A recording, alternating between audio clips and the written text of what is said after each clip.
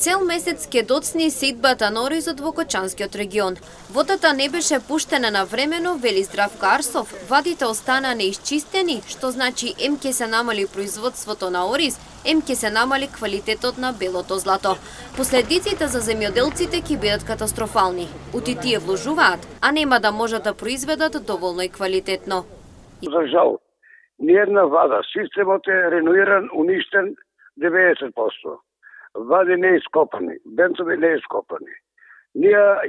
Целата површина веќе припремана. За жал водата закъсна. Пуштија ја кога најне требеше, на Великден, на најголемиот верски празник, се одисаја водата и луѓето не можеа по втор пат да улегнат и да преработат. Значи, останаа необработени површини, не прскани од плевели од сите тие работи.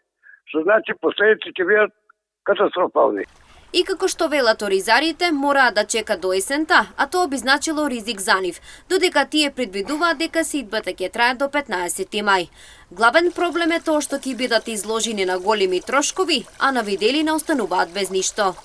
Што значи ние ќе сееме сега до 1 јуни, и 2 и 3 можда дури и површини, а после 15. Сеитбата е, мислам, значи не е уред. Треба да чекаме добра есен, што тоа е, значи, ризик.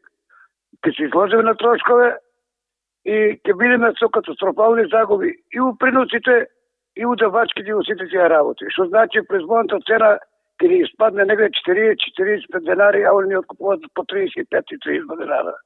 Што значи катастрофа е. Предвидената површина за сење изнесува 2000 хектари, а од нив ниту 10% не се посејани. Водата во атарот на село Спанчево и село Соколарци е веќе пуштена, но додека стигне до Облешево, Чешиново, Крупиште ќе треба подлого време, што значи дека сеитбата ќе доцни цел месец. Тука се реди над 2000 хектара, ни 10% не е посејано. Еве Спанчево, атарот Спанчево, Соколарци, пуштена е предвадена. Док да стигне тука Облешево, Чешиново, па и Крупиште горе, што значи до сеитбата касни за цел месец. Сеитбата на оризот треба да започне кон средината на претходниот месец, велат оризарите. Во атарот на село Оризари водата беше пуштена претходно, со што оризот беше засеан на време, но во Облешево доцни како и претходната година.